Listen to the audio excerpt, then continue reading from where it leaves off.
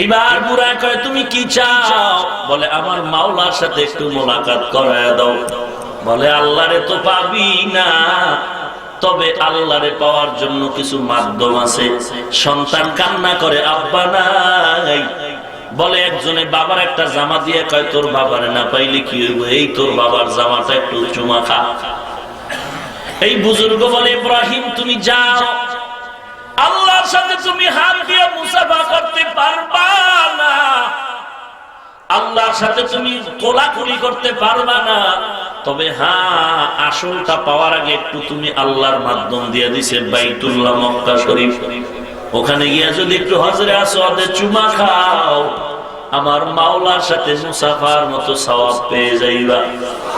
ওখানে যদি বাইতুল্লাহর দরজার মাঝে মুলতাজামে গিয়া বুকটা লাগাও তখন আমার মাওলার সাথে কুদরতি ভাবে মোলাকাতের সওয়াব পেয়ে যাইবা। এইবার ইব্রাহিম ইবনে আদহাম দৌড়ায় বাইতুল্লাহ খুঁজতে খুঁজতে গিয়া দেখে বাইতুল্লাহর জায়গায় বাইতুল্লাহ নাই। কই গেল বাইতুল্লাহ, কই? খুঁজতেছি বাইতুল্লাহ নাই, খুঁজতেছি কই বাইতুল্লাহ। আমি বাইতুল্লাহর পাগল হয়ে গেলাম, কই আমার বাইতুল্লাহ? একজন আল্লাহর বান্দার পাশে দেখে কয় বাইতুল্লাহ কই? কয় কোন দিকে জানি গেছি, কাউকে আগায় আনতে গেছে। কোন দিকে? কয় এদিকে দিছে দৌড়। কিছু দূর যাইয়া দেখে বাইতুল্লাহ আসতেছে আর সামনে রাবেয়া বসরিয়া হাঁটতেছে। ভাইরা আমার, এগুলো আল্লাহর কুদরতের কারিশমা। বাইতুল্লাহ তো আল্লাহ না, বরং বাইতুল্লাহ আল্লাহর বানানো মাখলুক। এর নবীর উম্মতের দল, এটা আল্লাহ জিবরাইলের দিয়া বানাইলেন।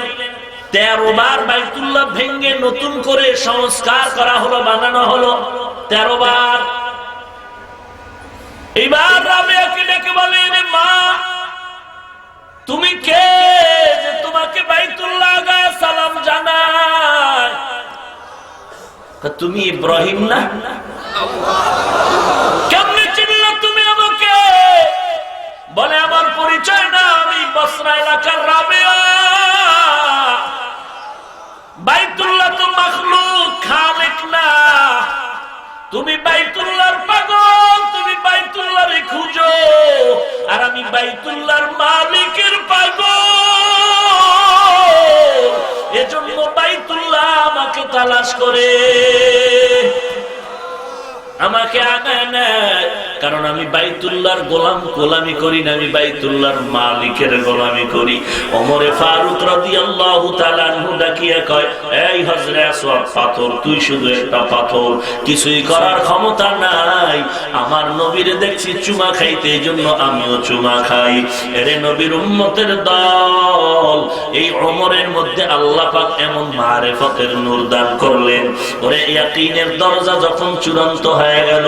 এরে নবীর উম্মতের দল, আজকে চরমনাই লাভ দেয় কেন, চিৎ দেয় কেন, উজানিওয়ালারা চিল্লায় কেন? এরে এটা উজানির চিৎকার না, এটা চরমনাইয়ের কোন চিৎকার না। এই চিৎকারের গোড়া পয়গম্বরের দরবার থেকে আসে। সহ্য করার মতো তো জিনিসটা রে মুমিন, কেমনে তোমাকে বুঝাই?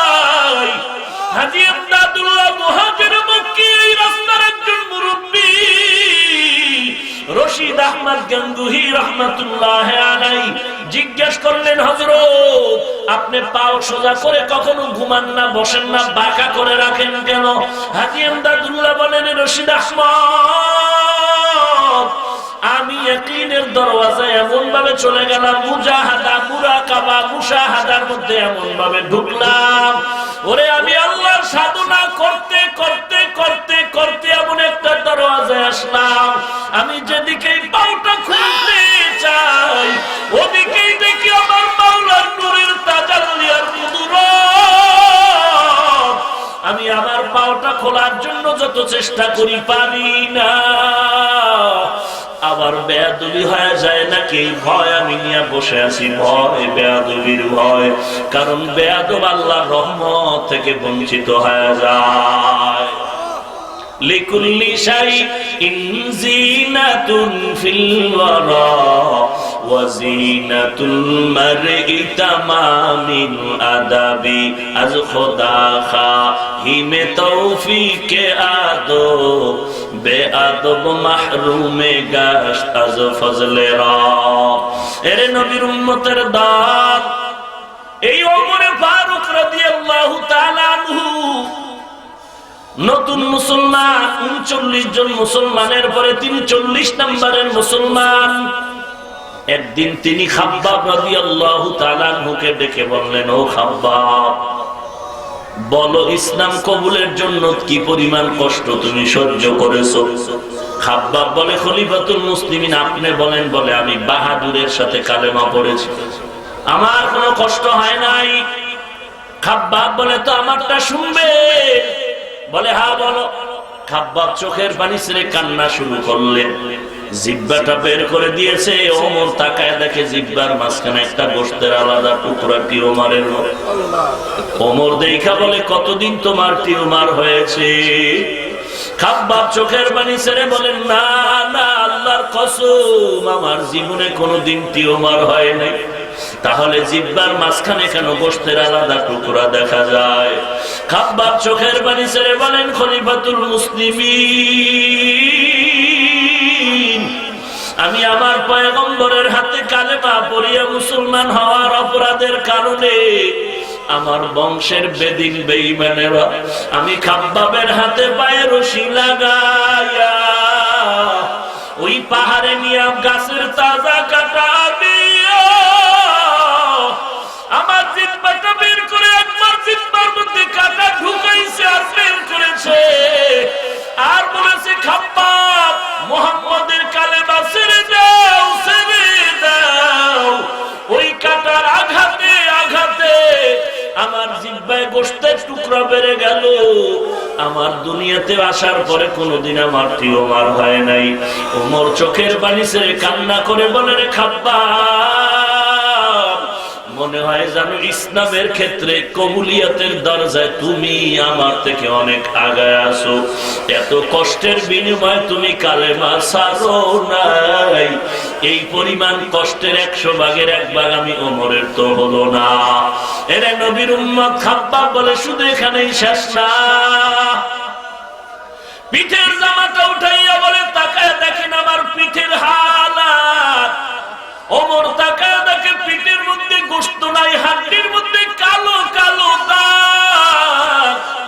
ওমর বলে, রে খাব্বাব, কতদিন কুষ্ঠ রোগে ভুগছো? খাব্বাব চোখের পানি ছেড়ে কান্না করে, জীবনে আমার কোনোদিন কুষ্ঠ রোগ হয় না। তাহলে তোমার পিঠে কেন গোশত নাই, হাড্ডির মধ্যে কালো কালো কেন দাগ? খাব্বাব বলে, আমি কালেমা পড়ার অপরাধের কারণে আমার বংশের বেদিনার বেঈমানেরা আমাকে হাতে পায়ে রশি লাগাইয়া আগুনের জ্বলন্ত কয়লা সাজাইয়া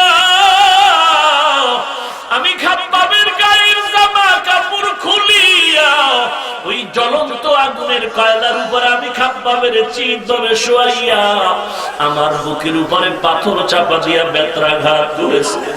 আর বলেছে, খাব্বাব কালেমা ছাড়বে কিনা বল। ওরে খলিফাতুল মুসলিমিন, আগুনে আমার গোশতগুলো পুড়িয়ে গেছে, আমি নিজ কানে আওয়াজ শুনেছি। আমি আসমানের মালিকের ডাকিয়া বলছি, ও দয়ার মালিক,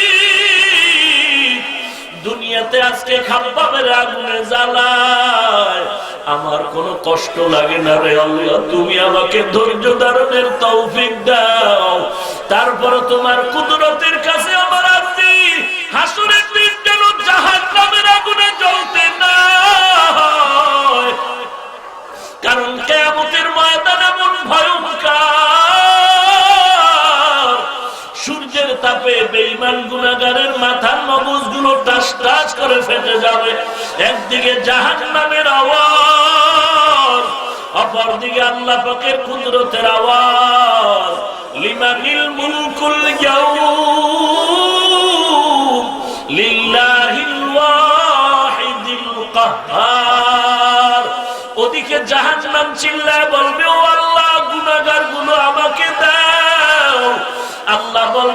জাহান্নাম ফেরেশতারা গলায় শিকল লাগায় পেছনে টেনে ধরো, অপেক্ষা করতে বলো, আমি একটু পরে গুনাহগারের হিসাব নিয়ে দিতে আছি। জাহান্নামের শিকল দিয়েও ধরিয়া রাখা যায় না। আল্লাহ পাক রব্বুল আলামিন যখন দেখবে জাহান্নামের আওয়াজে হাসরের ময়দানটা থরথর করে কেঁপে উঠতেছে, আমার নবী এই আওয়াজ শুনিয়া সিজদায় পড়ে কাঁদবেন, আল্লাহ জাহান্নামকে ফিরাও, আমার একটা উম্মত যেন জাহান্নামে না যায়। আল্লাহ পাক বলবেন, নবী আপনি কাঁদবেন না, আপনাকে আমি কাঁদাইতে চাই না, আমি জাহান্নামটাকে দূরে সরায় দিতেছি। আল্লাহ পাক কুদরতি হাতে ফেরেশতাকে একটু পানি দিয়া বলবে, জাহান্নামের গায়ে ছিটায় দাও। একটু পানি ছিটায় দাও মাত্র জাহান্নাম দ্রুত পেছনে দৌড়াবে। আল্লাহর ফেরেশতারা বলবে, আল্লাহ এত শিকল লাগায় যে জাহান্নামকে ধরে রাখতে পারি না। ওই জাহান্নামের গায়ে একটু পানি ছিটায় দেওয়ার কারণে দ্রুত দৌড়ায় গেল। ওই পানিটা কি জমজমের পানি নাকি কাউসারের পানি নাকি আবে হায়াতের পানি? আল্লাহ পাক বলবেন, এটা জমজমের পানিও না, এটা কাউসারের পানিও না, এটা আবে হায়াতের পানিও না। এই পানি হলো ওই বৃষ্টির মাঠে চট্টগ্রামে আমার গুনাহগার বান্দার চোখের পানি। ওই বৃষ্টিতেও বান্দাগুলো আমাকে ভুলে নাই। আমি আল্লাহ পাক রব্বুল আলামিনের মহব্বতে বান্দা বৃষ্টি আর কাদা পানির মধ্যে বসে আমাকে ডাকছে, আমি আল্লাহ ওদের পানিগুলো জমা রাখছি। ওরে চট্টগ্রামের মুসলমান পায়ে হাত ধরে বলিয়া যায়, রে মুমিন, আজকে এই বৃষ্টি কাদা পানির বসাটা